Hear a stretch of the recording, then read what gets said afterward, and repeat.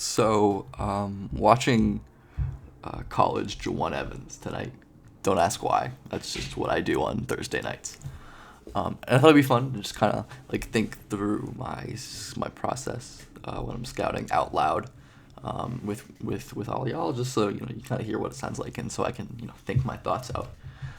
Hopefully this will be kind of fun.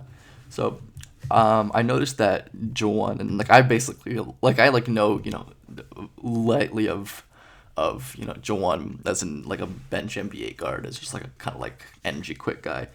And I didn't watch him in college, so I'm coming into this blind, basically.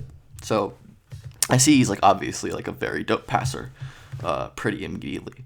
I mean, beyond like his gaudy assist numbers in this game, like clearly very advanced stuff, like waiting an extra beat, keeping his dribble to open the window, which Jawan is really great at. Making a fairly tight window pocket pass, live dribble on the money. Like that's a clearly plus advanced pick and roll pass. I'm like obviously impressed.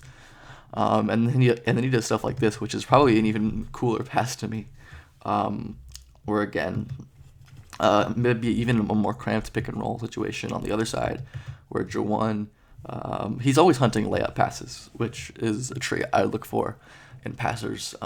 Obviously, being a great skip passer matters, but I really value passers who hunt layup passes because that's where the most valuable shots come.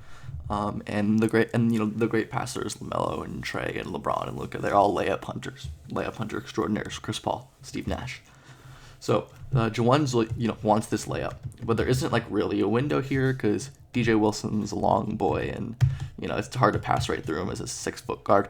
So he buckles Wilson with his handle and fires that in. This is advanced use of shift and quickness and awareness and your tools, your live dribble passing tools to great passes. Watch him kind of like look off this help defender as well. Like his set paint, he's just making it even harder for this guy to react between these two defenders when he's looking that way.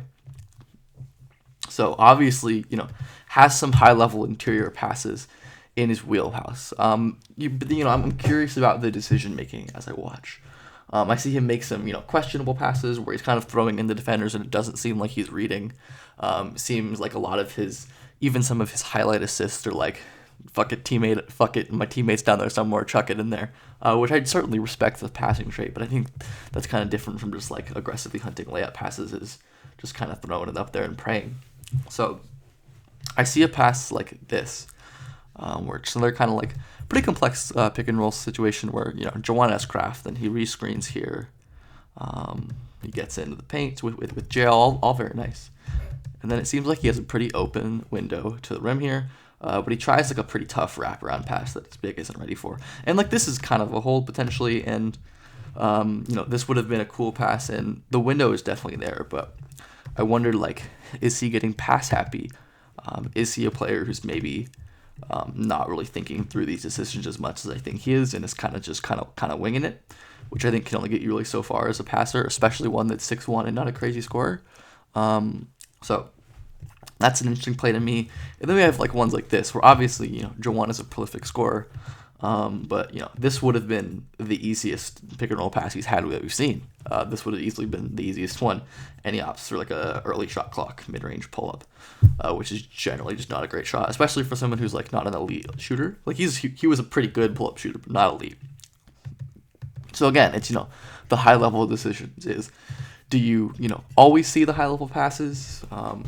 Do you sometimes see the high level passes, or do you see it and just are deciding to choose an option that you might think is better? So again, I think through this game I decide that Jawan definitely feels like at least a plus decision maker, someone who has these gaffes, especially in the open floor as well, but really can make decisions, and the passing is high level, and he's just very much a joy to watch.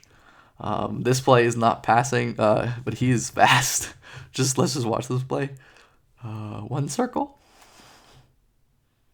and two circle. Like he is fast. In the open floor in space, that boy could absolutely sprint. He was really fun to watch. So yeah, this is just like a little overview of a tiny little piece of my scouting process, and like what I'm really thinking about in my head, and what I'm talking about with other people when I'm really scouting. And and trying to learn a player, learn about their skills, learn about their weaknesses, and learn about and think about potential improvement pathways. So hope you enjoyed this.